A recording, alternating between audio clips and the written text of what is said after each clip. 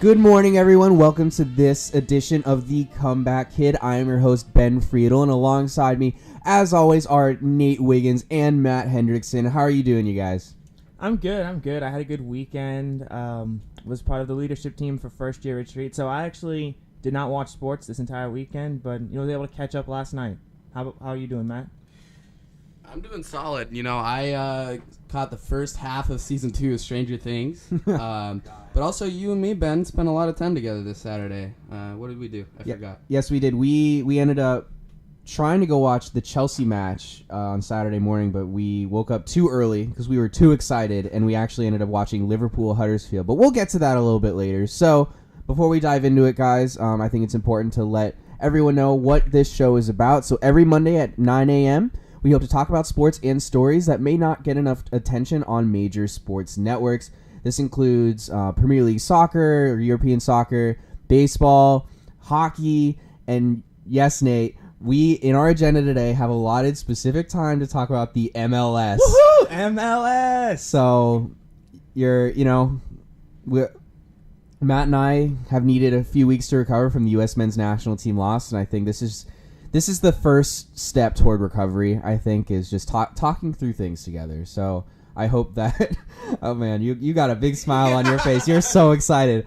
All right, so let's dive right into the other important things we wanted to talk about. The World Series. Guys, what is going on? It seems like pitching just doesn't exist anymore, and if you just make contact with the ball, you're going to hit it at least 400 feet. God, is this not the most entertaining World Series that you have ever seen? Yeah, it's the most entertaining World Series I've ever seen. And I'm pretty sure last night, once they got to extra innings, Fox ran out of commercials because I saw that too. They were just staying at, they were just showing the highlights or just kind of showing the players walking around in the dugout during the breaks, and I saw on Twitter, I was like, did Fox run out of commercials because nothing was going on? But yeah, this is the most entertaining World Series that I've certainly have ever seen. We came into last night thinking, Game 5, Kershaw versus Keuchel, man, this is going to be a low scoring game, much like Game 1. It's going to be a fast moving game, but boy, were we wrong. That was probably the polar opposite of what actually happened, right, Matt?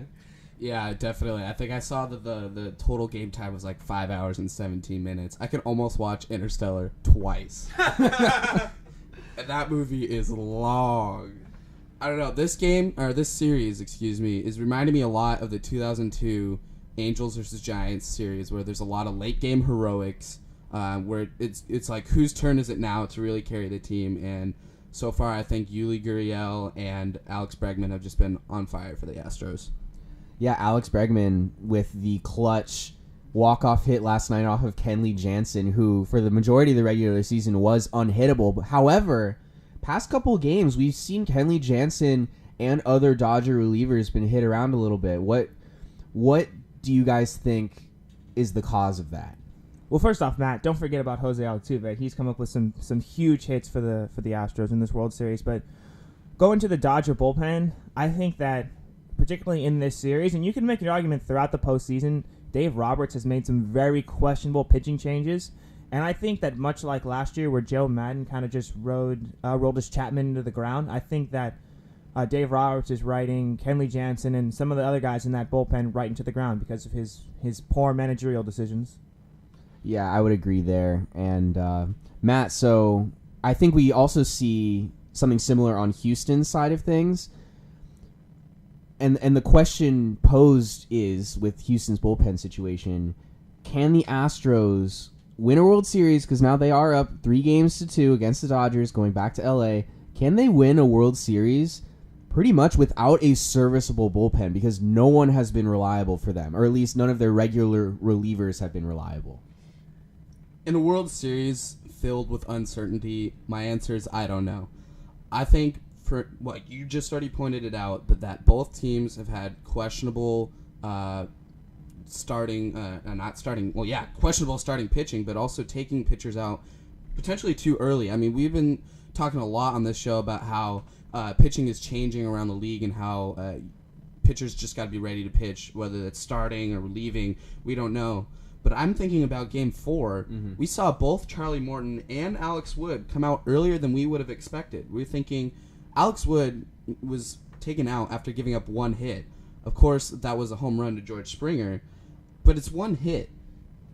You'd think that, I think it was in the 6th inning that it would be his inning to finish, and then maybe let's see if he goes back out on the 7th, and if he allows another base runner, okay, maybe you start thinking about replacing him. But this is one hit, and pitchers are coming out early, going to shaky bullpens, and I think I would rather have Alex Wood or Charlie Morton finish those innings off and then try to keep going the next inning than just rely on these shaky bullpens. Yeah, and we've mentioned on previous shows that the dynamics of pitching itself has changed dramatically.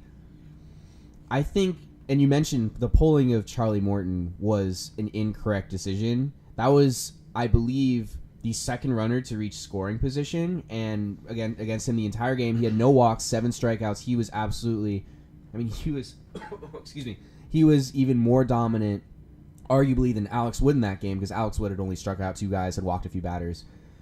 And the second he got into trouble, he went to AJ Hinch, the Astros manager, went to a shaky Astros bullpen. And so it is logical to make that kind of decision if you have arms in your bullpen that you can heavily rely on. But Nate, AJ Hinch's arms, especially guys like Chris Davinsky last night, who has been relatively good, he somewhat ran out of gas last night. And Ken Giles, how bad has Ken Giles been? Yeah, I believe he got actually pulled from the closer's role, if I do recall Mid-World correctly. Series, no less. Yeah, what a time to get pulled from the crazy. closer's role. That's crazy. But I think that what's happening is I think that managers are honestly, they're overthinking these decisions, and they get all like, oh, like the minute that my starting pitcher gets into trouble, oh, we got to take him out, we got to go to the bullpen. And it's like, hold on, like these starting pitchers, they've been doing this all season, So I understand it's the World Series, and I understand that you can't go at the risk of, we can't get down any further than what we already are. But it's like, you got to have some faith. You got to have some trust in your starting pitcher that he can give you 6 innings, 6 or 7 innings, that he can get outs when you need him to get outs, instead of immediately the second he gets into trouble, you pull him out and you go to, like you said, a particularly shaky bullpen. If you had strong arms in the bullpen, that would make a lot of sense. But neither one of these teams right now have really anyone that they can go to that they can rely on to get outs. It's more just, let's pick a guy and let's just hope that he can get outs. Yeah, I think that's definitely what we're seeing. Yeah, I don't think the Astros have the bullpen. At the same time, they beat the best bullpen in the New York Yankees. Mm-hmm. So I don't know if the bullpen is going to be enough to keep them from winning this World Series.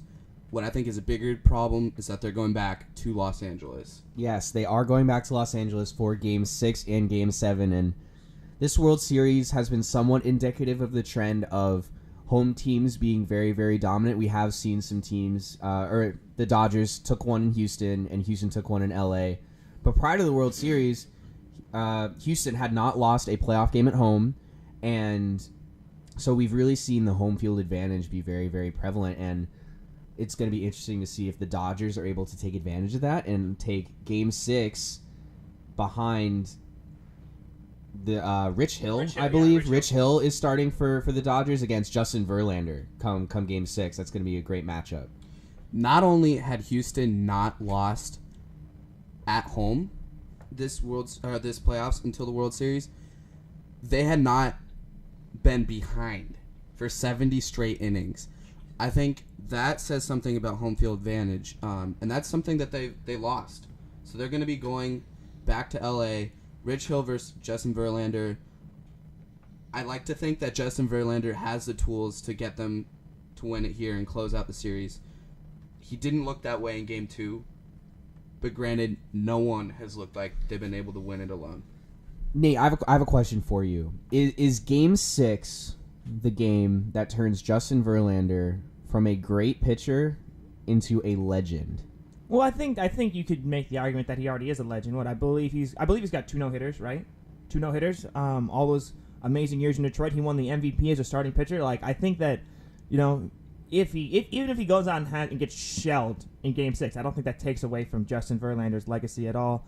And honestly, I think he's going to get shelled. You know, Really? I came into this World Series saying Dodgers in 7, and I'm sticking to it. Sticking to Dodgers in 7. You know, I know Justin Verlander's been spectacular this postseason, but you know, nothing has gone to plan in this World Series for either team. So I don't think that we can say that, oh, well, Justin Verlander was great during the division series and great during the ALCS, that he's going to come out and give a great performance in Game 6 of the World Series. You know, I think the Dodgers, I think they get it done. They get it done in these next 2 games, and I think the Dodgers bring home the World Series. Yeah. So the great broadcaster Joe Buck, that is sarcasm, by the way. Said, I believe in Game 4, that his producer, most likely because he most likely doesn't prepare his own notes, his producer prepared notes for him, and he told the public audience that this series has been so crazy, I cannot use any of these notes that I have in front of me. It's just, I need to wing it at this point, because this series, just when you think something is going to go a certain way, you have Kershaw versus Keuchel on the mound.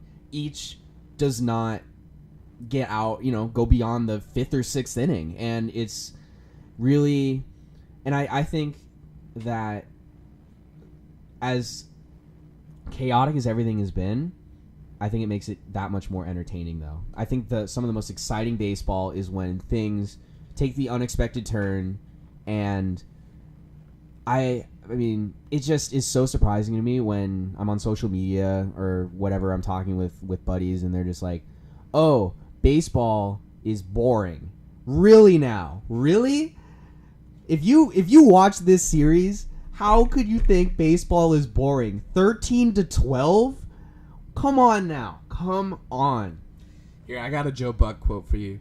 This is from last night. I was watching the game in our student lounge. That's Frank's. And this is like, I think, in the 3rd inning or something. And, they're going into commercial break. And Joe Buck says this in reference to Dallas Keuchel. And I quote, "The problem is he gave up 3 runs in the first." So insightful. Yes. That is basically what happened. And I think the goal of a broadcaster is to, not just summarize things, but to actually contribute to a broadcast. And we talked a lot about that Saturday night. We did. We had some friends in your room who didn't know much about baseball. We were basically describing to them how terrible Joe Buck is. But anyways, getting back on track here. This has turned into the Joe Buck Haters Show. I'm cool with that. Anyways, getting back on track. So speaking of the media, actually, I saw that the ESPN Instagram accounts posted right after Game 2 as well as Game 5 that those 2 games, respectively, like the night after, were the best. They posed the question, are these the best games ever of all time? Matt, was Game 5 or Game 2 the best game you have ever seen? No. My answer is no. I think they've been the most unpredictable games. I think they've been the most crazy games.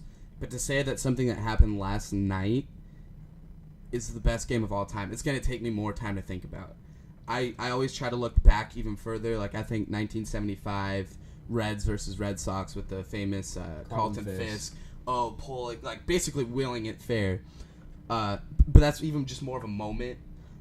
I think, for me, the best game of all time is 2011 Cardinals versus Rangers, Game 6. I think that is starting to get old enough where I can think, you know what, and on a more objective standpoint, that they're down to their last strike twice in that game. And David Freese comes up clutch twice in that game. Angels great, David Freese. Yes.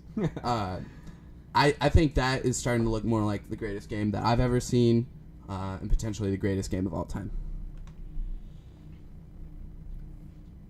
Yeah, I would actually say that, like, last night and Game 2 were, like, probably the 2 greatest baseball games I've ever seen. I mean, just back and forth. One team would take the lead, but, when the Astros went up 12-9 going into the top of the 9th, I was like, man, the Dodgers are going to come back and tie this game, like you just know. And then I actually didn't turn it off for a bit, but I actually went to go work on an essay. Went back to it, and I saw Yasiel Puig rounding the bases, and I was like, of course Yasiel Puig hit a 2-run homer to make it a 1-run game. And so I was like, okay, I might as well watch it. Might as well watch the end of it.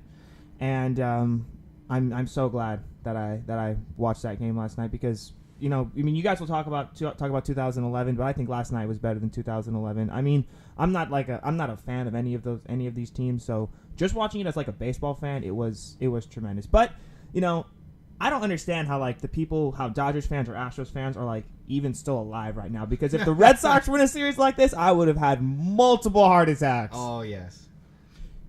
Yeah, Nate, I think you make a good point. It's not to say that I won't look down the line and say, hey, that was the greatest game of all time. I'm just not ready to say it yet. I need more time to process what's been going on. So in my perspective regarding what the greatest game of all time, biased as I may be since I am a St. Louis Cardinals fan, 2011 Game 6 was just, like, you talk about heart attacks, Nate, down to my last strike twice against, a Texas Rangers team that was just so dominant that year. But what I will say about Game 5 at least, because I think a general consensus has been that Game 5 was more entertaining than Game 2, and even after Game 2, we're like, how could it get even better than this? Exactly. With Game 5, my problem with Game 5 was that I saw really no quality pitching. And I think that in order to have a truly amazing baseball game, that you'll see impressive offensive production and impressive hitting, but also pitching that makes you say wow, and great pitching performances, either starting pitching or out of the bullpen or all of that. So for me, Game 5 may have been the greatest offensive game I've ever seen. However, I as a baseball fan and a person who appreciates, some may say, the art of pitching, we really didn't see much of that in Game 5. Well, actually, under most circumstances, I would agree with you. Like, I would, 9 times out of 10, I will prefer a game that finishes 2-1 or 3-2 over like a 13-12 slugfest that we saw last night. But just given the circumstances, how was Game 5 of the World Series, and just you could tell from watching just the energy that was in the ballpark. The energy, did you guys see the video of I think it was Correa jumping over the dugout railing and celebrating behind home plate? Yeah, he did that at least 5 times. Yeah, to me, it was just the passion, the energy of the moment was just, it was something that I really had never seen before in a baseball game. Definitely. So, Game 6, Los Angeles, Tuesday night, 5 p.m. on Fox. You guys can catch it there. We'll all most likely be watching all of it, if not some of it. And it's going to be an interesting rest of the series. All of our prior predictions that we had made at the start of the World Series still have a chance of coming true, with myself predicting that the Astros will win in 7, and that would mean that, to your point, Nate, Justin Verlander doesn't come through tonight. Matt, what was your prediction? Los Angeles Dodgers, Aaron Rodgers. Oh God. Steve Rogers. Don't matter. Astros in 6. And as Nate previously mentioned, he predicted Dodgers in 7. So, what a World Series, guys. It's going to be great to watch the rest of it. So, coming up next, we get to talk some hockey, some NHL, the Las Vegas Golden Knights. Who could have saw this coming? Matt did. We're going to recap exactly what has happened in Las Vegas and how this is really shaping the rest of the hockey landscape when we come back. Stay tuned, everyone.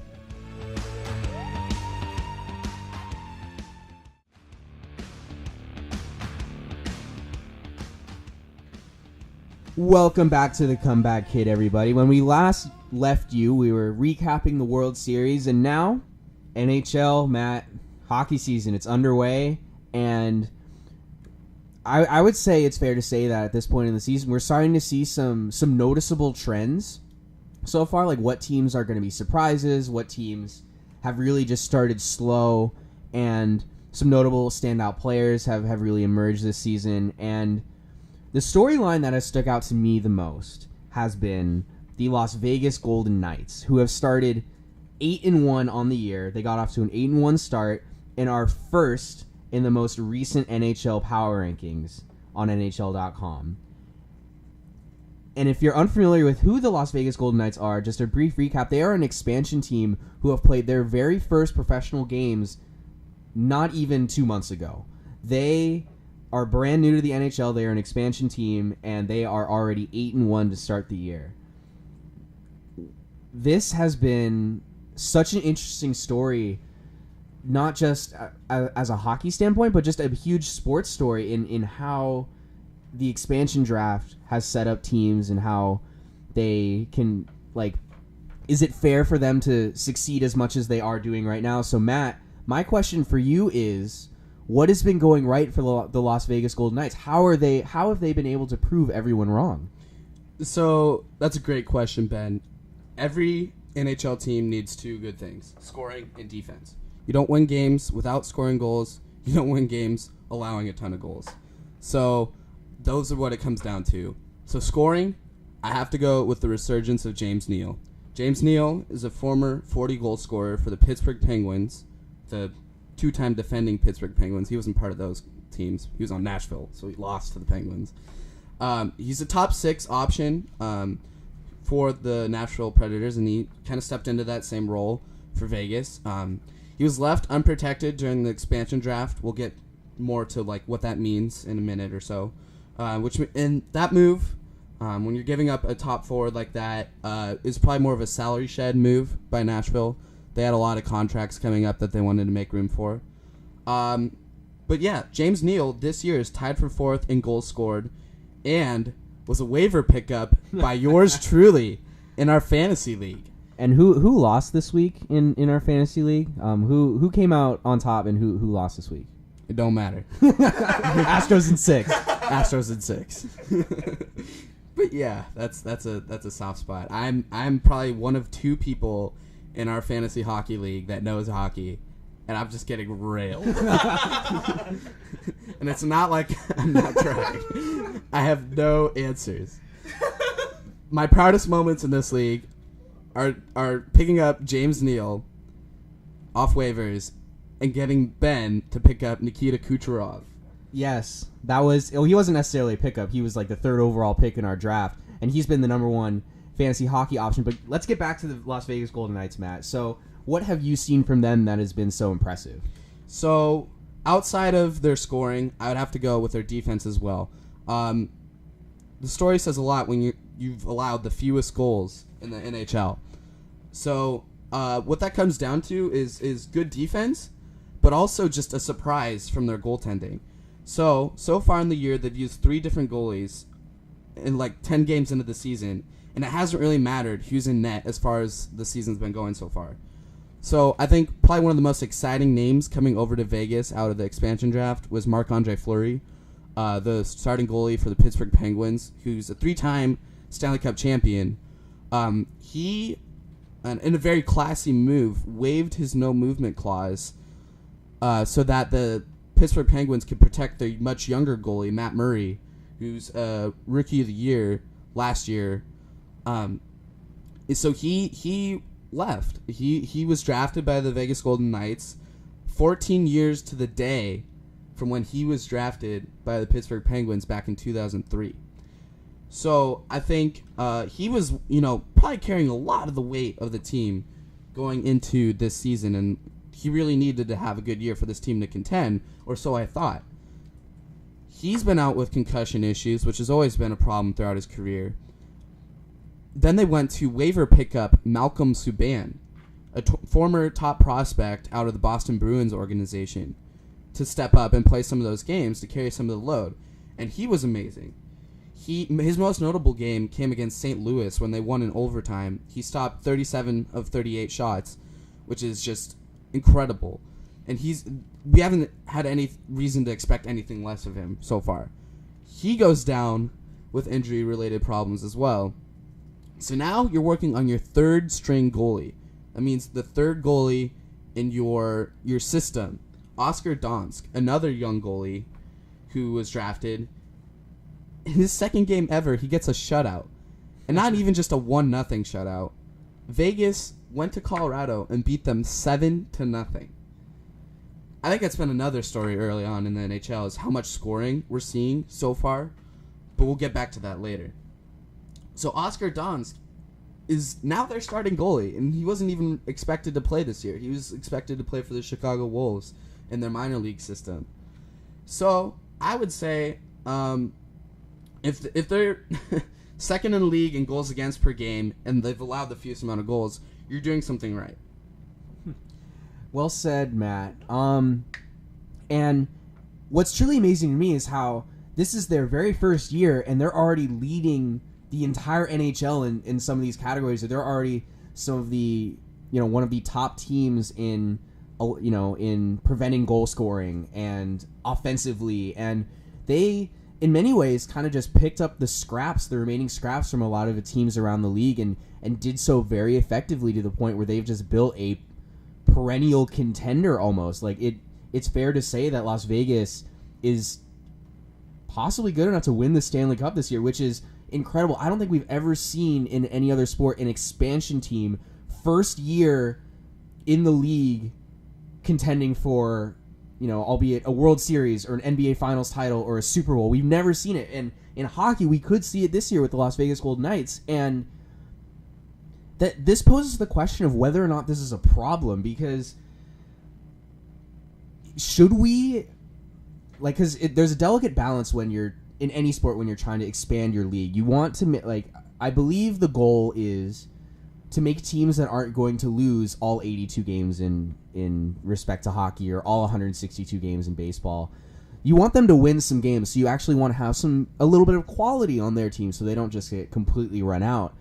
However, you usually want to make these teams too good, because it's almost as though you're giving them players and just immediately giving them the opportunity to win when other organizations have been around for 10, 20, 30, 40 years and still don't have a Stanley Cup, or haven't won a Stanley Cup in 20 to 30 years. And so, Matt, this poses the question that, is there an issue with the expansion draft if Vegas's early success is a sign of immediately contending year in and year out? I think the answer is no. The expansion draft is designed to make the Golden Knights good, but not too good. So I think it would be appropriate if I gave a little bit of a background on how the expansion draft works, because then that might make my answer seem a little more reasonable. So in expansion draft years, existing teams submit a list of players they're going to protect from the draft, in a sense making them exempt, so protecting their players. They can go one of two routes. They can protect 7 forwards, 3 defensemen, and 1 goalie, or protect 8 skaters, forward or defenseman, and 1 goalie. So most teams go the first route, but teams such as like Anaheim or Nashville, who are much stronger on defense and have a lot of depth, they're going to want to protect their defensemen, even at the cost of protecting less players. So also, any first or second year players are automatically exempt. But the bad part of it is that any players with a no movement clause must be protected. So they eat up one of those slots right away. So, for instance, the Ducks, Corey Perry, Ryan Getzlaf, Ryan Kessler, and Kevin Bieksa all had no movement clauses, so they had to be protected, which adds a little bit of complication to the draft itself. So what these rules mean is that Vegas couldn't just poach the best player off of every team, which makes their success, I think, all the more impressive. I mean, they're not playing with Sidney Crosby as their center, Alex Ovechkin as their left wing, and dare I say, Nikita Kucherov as their right wing. That wouldn't happen. So I think what players such as James Neal and Marc-Andre Fleury being injured, are unique cases in which Neal was left exposed in the draft, so that Nashville could keep their defensive unit intact and probably shed a little salary. And then Fleury was arguably surpassed by their backup goalie Matt Murray, the then 22-year-old. So Fleury being 10 years older, they're gonna go with a younger goalie. So neither of these players were taking crucial roles in their current team's future plans, which I think is what led to them being exposed.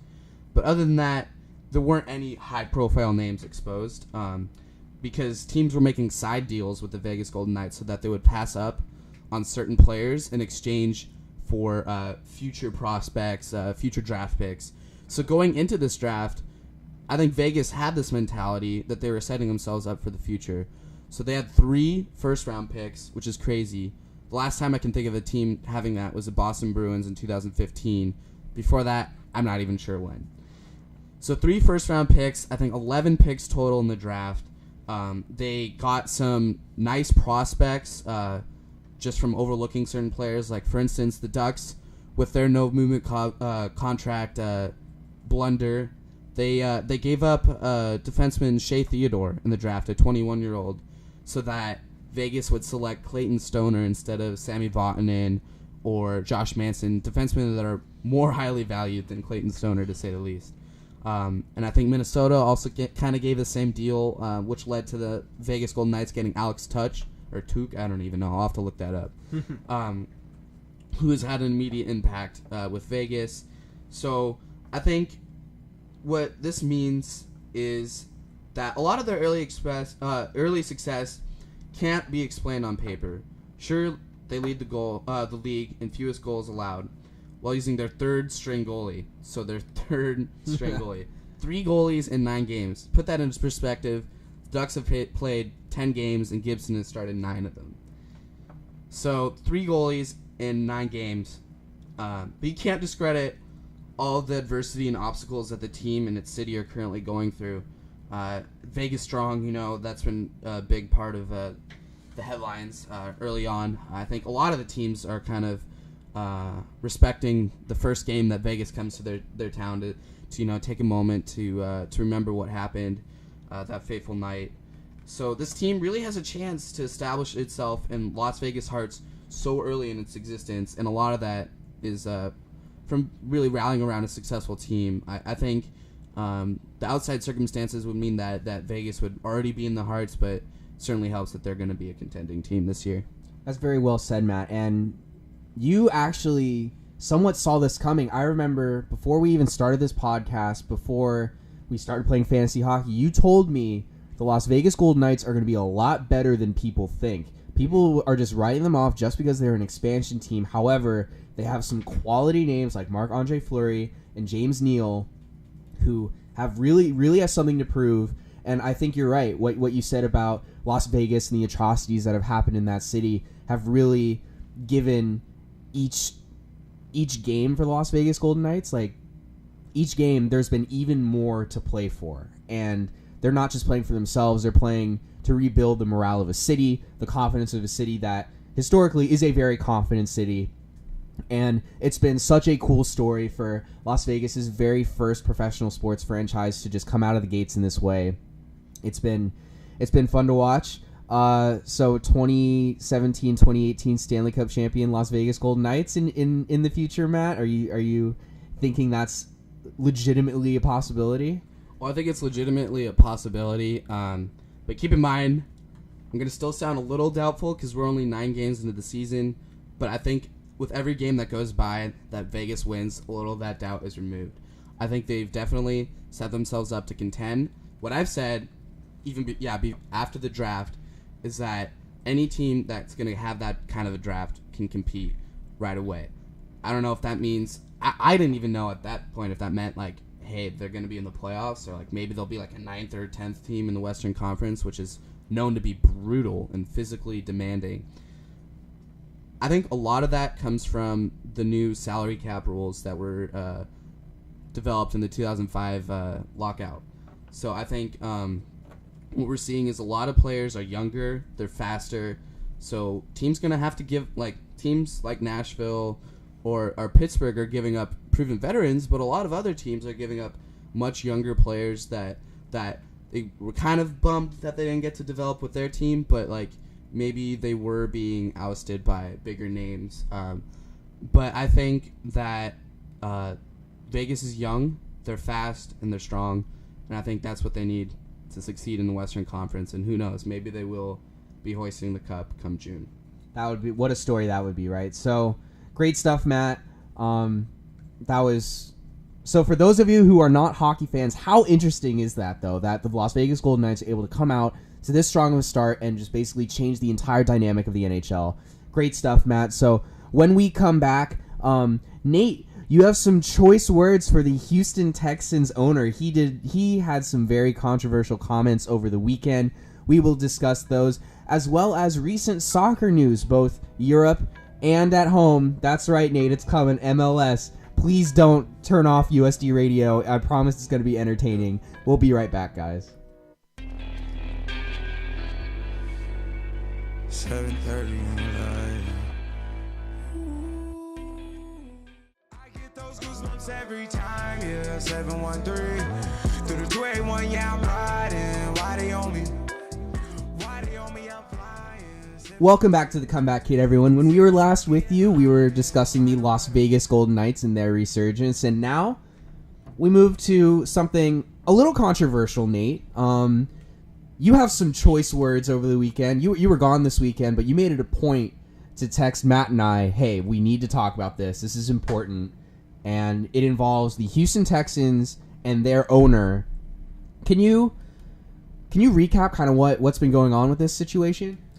Yes, so as you guys know, that there's been a lot of discussion in the NFL about the national anthem and about, standing during the national anthem, sitting, kneeling, and all this kind of stuff. And so over the past couple of weeks, last week, there was a group of players that went to go meet with some of the NFL owners to talk about, talk about the issue. And what the Houston Texans owner said about players kneeling during the anthem was, he said, quote, "We can't have the inmates running the prison." I'm going to repeat that. We can't have the inmates running the prison. So there are a lot of layers to this. I mean, first off, man, to me, first off, to know that that's how you look at your players as inmates, the players that have worked their entire lives to get to where they are today. The players that, if it weren't for them, you would not be the rich man that you are without these quote-unquote inmates that work for you. Those players are busting their butt every single day of the week in order to go out and play a game that makes you rich. And that's how you see your players as inmates? Richard Sherman tweeted out that he said, "Hey, don't apologize. If that's truly how you see us, then thank you for being candid. Thank you for exposing yourself and saying that, hey, that's really how you see your players." And to me, that's what's been that's been kind of the good of like this whole, just really, you can make an argument the whole political climate of the United States right now is that those undercover, those closet racists that had been hiding for years, those people are finally getting exposed, and we're finally getting a chance to see people for who they truly are. There were people that I considered my friends that I'm finding out are just really these, deep down, they've got these sick racist thoughts, and to me, it's sad, but it's also very revealing. Yeah, it's very. It just seems like, and it's a good thing that this is a continued dialogue, but it seems like this just won't end. There's layers upon layers, and people coming out all the time with nasty quote after nasty quote, and media exposure and further media exposure behind it. And so this poses the question, Nate. When will this NFL conversation in ties to racial injustice in America, when will this end? Well, like I said earlier, there have been kind of these meetings between players and owners, and there was actually supposed to be a meeting today, but it got canceled. And honestly, I think that these meetings between players and owners are a bunch of crap. To me, I think it's just PR by the owners to say, "Hey, look, we're meeting with these black players, so clearly we care about these issues." No. If the owners really cared about racism, if the owners really cared about police brutality, Colin Kaepernick would have a job right now, and he wouldn't have been blacklisted by the NFL owners. So to me, I think Michael Bennett said it last week. That these owners, they're just it's a bunch of garbage. Or not the owners, sorry. Well, the owners are a bunch of garbage, but also just these meetings. It's PR. It's to save face, and actually. We found out yesterday, I think it may have been yesterday, a couple days ago, that some of the owners kind of want to get rid of Roger Goodell, because from what I can tell, it's the owners want to kind of come up with this law basically that players have to stand, and Roger Goodell won't go along with it. And now, because for the first time Roger Goodell is kind of rebelling, I'm using air quotes right now. I understand that this is a podcast and people can't see what we're doing, but I'm using air quotes right now around the term rebelling against what the owners want. now they kind of want to get him out of there. And I'm not a fan of Roger Goodell, but I got to say that I'm happy that they didn't go ahead and put something forward that you have to stand for the national anthem, because I think you guys have heard me say it before that forced patriotism is not patriotism. Patriotism is earned. It's not, you don't just, the reason, just to say something about myself, I don't stand for the national anthem because, like I said, patriotism is earned. It's not something that I just give to you. You've got to earn it. Honestly, I think it's silly just how the national anthem has ever been associated with sports, and like why we have to even stand for it. Like why is that the ultimate sign of respect? I don't really understand it. I stand during the anthem, but you won't see me put my hand over my heart and singing it. It's for me playing hockey. We always hear it before the game. That was a time where I got nervous because I was about to do something that I wasn't sure I could do. Like up until like my sophomore year in high school, I was like a 4'8" little kid going up against like 6 feet tall, like behemoths. Like it was a time of being nervous, and like that's still like I'm still nervous during the national anthem, and it's all of a sudden it's all changing. I think from a business perspective, what we're seeing in Texas in general is very interesting. On our first show, we mentioned how Jerry Jones was kneeling with his players before the anthem out of a sign of maybe unity.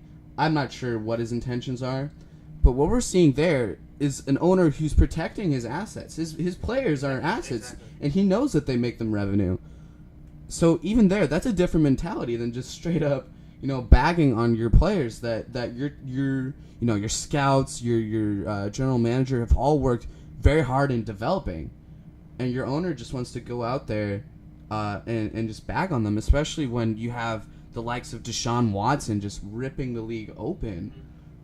Now is not the time to be making these comments, especially in Houston, a city that's still trying to rebuild from other things that are arguably way more important than sports right now. Yeah. Now is not the time for these remarks. And frankly, there's never a time for these remarks. What a time for the city of Houston at large, right? You have the World Series going on. You have these comments emerging. But Nate, the Houston Dynamo, here we are, taking down Sporting Kansas City the other night.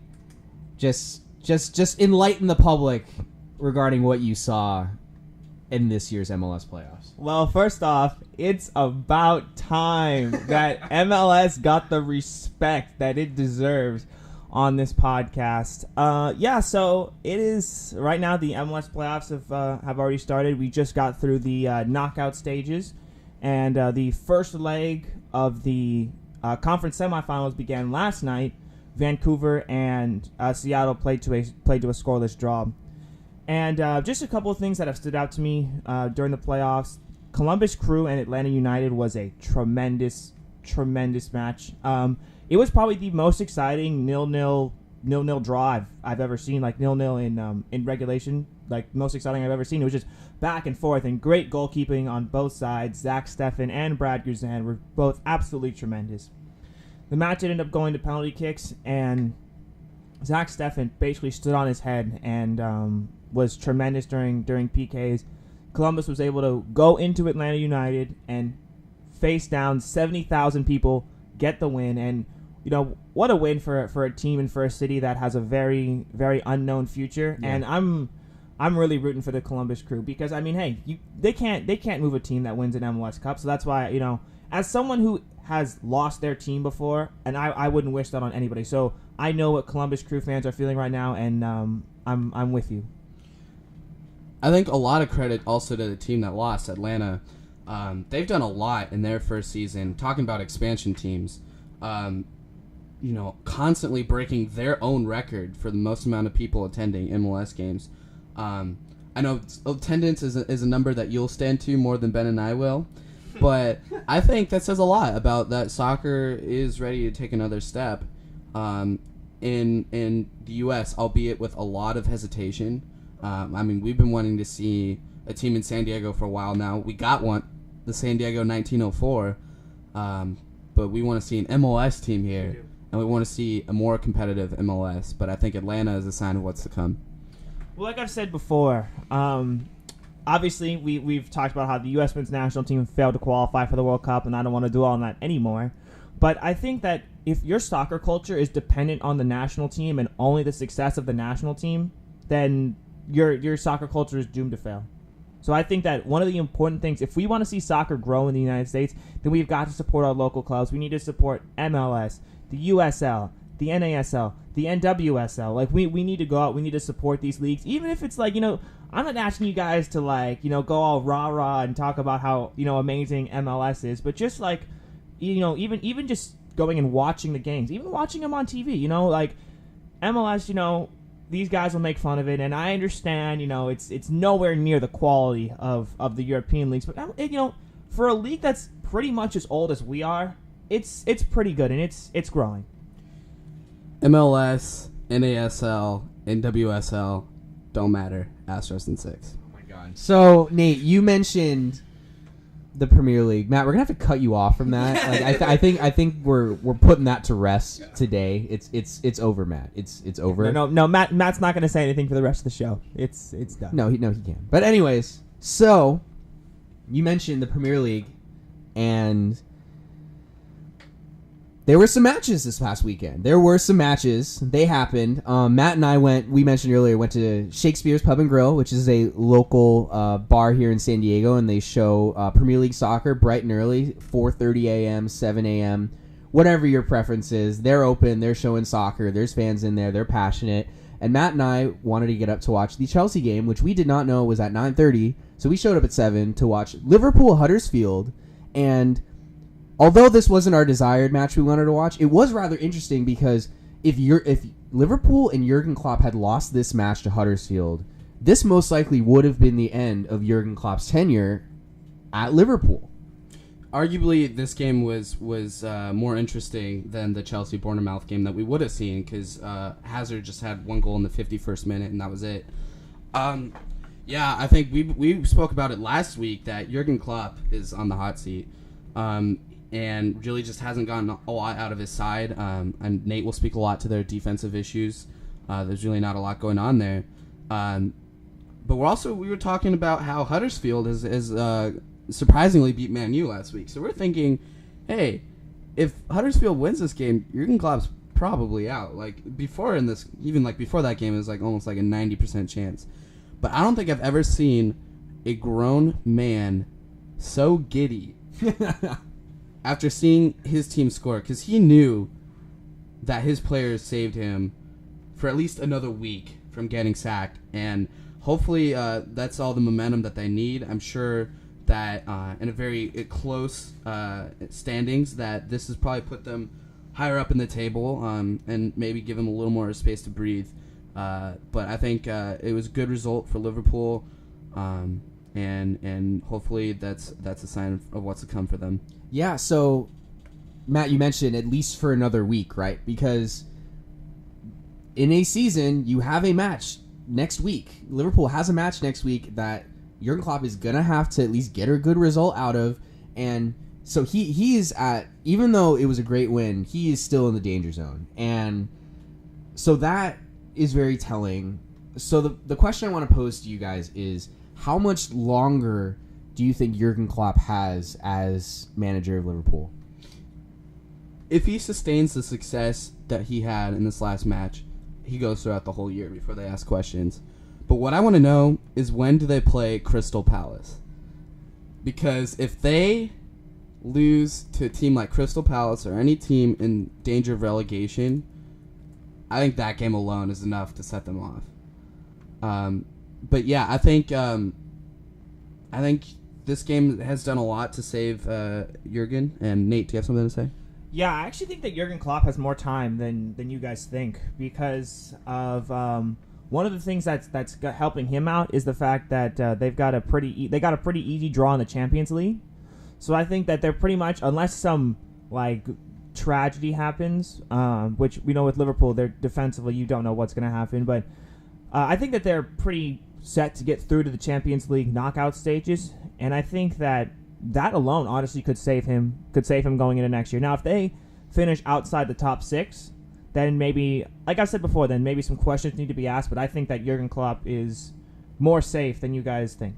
I think a really telling moment for Jurgen Klopp is going to be the January transfer window, and if they can address some of these defensive issues, and if they can bring Virgil van Dijk, finally bring him over to Liverpool from Southampton, and that's been an ongoing process for seemingly an entire year to try to bring him. So if they're able to address some of their defensive needs in January, I think they'll leave him in the manager's role through January, and if the team is able to turn around and, yes, I agree with you, get that top 6 finish, at least qualify for Europa League after having a good result in Champions League, I think that Jurgen Klopp is not in as much trouble as we could have thought. And that's largely because they did win 3-0 this past week, and that was a huge win for them.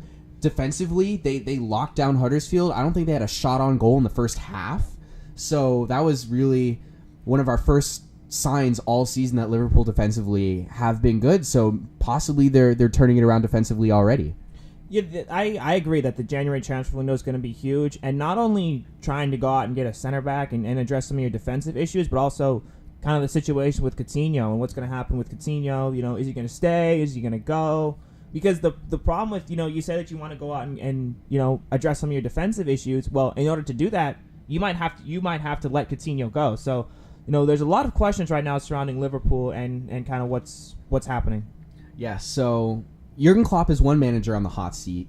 Another manager who we believe is on the hot seat, but he himself refuses to believe he's on the hot seat, is Antonio Conte. Matt, can you shed some light to our listeners what is going on with Antonio Conte? Yeah, so Chelsea, the former champions of the league, have, to say the least, had a lot of questionable outings as of late, and even at the beginning of the season. Sure, they've done it without their recent summer acquisition of Alvaro Morata, who's back now, but they haven't looked like champions. So I think that's put Antonio Conte on the hot seat.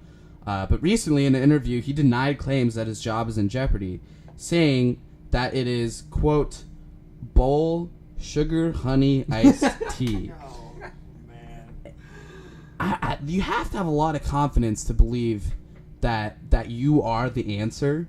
To go out and say that. I know the communication rules are different in England than here. Obviously, he would not get away with saying that here in the U.S., but I think you have to have a lot of confidence to say that. The only people that come out and say things like that when their job is in jeopardy are people whose job is in jeopardy. Definitely. So we kind of need to wrap it up here, guys, but before we do, I do want to pose the question: does Antonio Conte last the season? Yes or no? No. Next season, Chelsea will have a new manager. I think he stays. Great. So that's it from us for this segment. We do have one more segment, so great job, guys. When we come back, we let you know who, or this week, what rides the bus, and then we will give you what we are watching this coming week in the world of sports. Stay tuned, you guys. We'll be right back.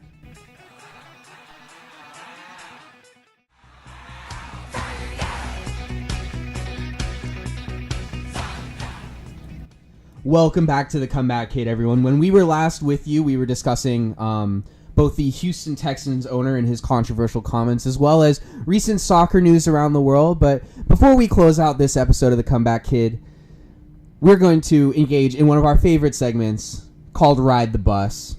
Every week on Ride the Bus, we choose a person or thing or inanimate object that we believe is deserving of ridicule and just to get roasted on multiple levels. So, this week on Ride the Bus, you guessed it, the Oklahoma City Thunder's charter flight. This charter flight. Ride the bus! I can't believe we're doing this. All right. OKC Thunder charter plane. We need to have one-on-one. What are you doing, man? You're supposed to be a plane. I mean, do you realize who you're carrying? You're carrying Stephen A. Smith's #1 basketball player, Carmelo Anthony. And he just turns around and takes a photo of you in your worst moment. I mean, what hit you? a bird? Some thunder? I don't know. Like, I've seen birds before, and that ain't no bird. Oklahoma City Thunder charter plane. Ride the bus. We are, of course, referring to an Instagram photo that Carmelo Anthony himself posted of the landed Oklahoma City charter flight. Everyone was safe involved in this flight. And if you're watching on Facebook right now, we're actually going to flash up a picture of Carmelo's post to you guys. And as you can see, there is a large dent in that plane. And the Oklahoma City Thunder came out and said that a bird hit the plane originally. That ain't no bird. And if you are listening via SoundCloud or live right now, just go and search like Oklahoma City charter flight and you'll see a picture of this. That was not a bird that hit that plane. Yeah, first off, this is the most ridiculous segment I've ever been a part of when it comes to anything. But second off, yeah, one of the comments on the picture is, that's not a bird. That was from a pterodactyl. That is, I don't know what birds are eating nowadays, but that must have been some big bird. Maybe it was like Big Bird from Sesame Street. Who knows? Oh my gosh. So it would have truly been ironic, Matt. You said that if Thunder itself hit the Oklahoma City Thunder's charter flight, I think that would be a story within itself, that nature is just trying to sabotage its own team. You know, just wild like that. So that was ridiculous. We're just going to move on from that. So final thoughts for this week. So every week on Final Thoughts, we let you guys know what we will be watching this upcoming week. Matt, what are you watching? I'm watching Sharks versus Maple Leafs tomorrow. It's tonight. Wow. Maple Leafs, obviously a very young team, but I think what's important about this game is it's the return of Patrick Marleau to San Jose after 19 years of being in San Jose. He's now on Toronto. He's a future Hall of Famer, 500 goal scorer. He's just probably one of the bigger acquisitions that Toronto made this offseason, potentially the biggest acquisition in the NHL. So yeah, he's coming back. I'm not sure what that's going to look like. Is he going to get booed? Is he going to get cheered? I imagine we're going to see a lot of both. So Sharks versus Maple Leafs. Well, I will be watching this Saturday, Der Klassiker between Borussia Dortmund and Bayern Munich. It's been a struggle for Dortmund these last couple of weeks, but all of that can go away if we can get a win over Bayern this Saturday and go back to the top of the table. Ben, what will you be watching? I will be watching this Sunday. There is a plethora of Premier League matchups that just really catch my eye. Early in the morning, at least on the West Coast, is Manchester City versus Arsenal. My Gunners just really going to try to get a result there from the juggernaut that is Manchester City. And then immediately following that game is Chelsea versus Man United. So Shakespeare's Pub and Grill is going to be rocking on Sunday. So I'm going to be there. Nate's going to be there. Matt's not going to be there, but that's okay. There's going to be a lot of us there. We're going to be having a great time. So that does it for this week's episode of The Comeback Kid. Check us out at USD Comeback on Twitter and Facebook, or search Comeback Kid and give us a listen on SoundCloud at soundcloud.com/ComebackKidUSD. And for those of you listening on Facebook, Twitter, or SoundCloud, we broadcast live every single week at 9 a.m. on the USD radio station, which can be found on the TuneIn Radio app. TuneIn is available on both Apple and Android app stores. Once you download it, just search USD Radio, favorite that page, and you'll have access to USD Radio wherever you go. So that is it from us. Thank you guys so much for listening, and have a great week, everybody. I got power, poison, pain, and joy inside my DNA. I got hustle, though ambition flow inside my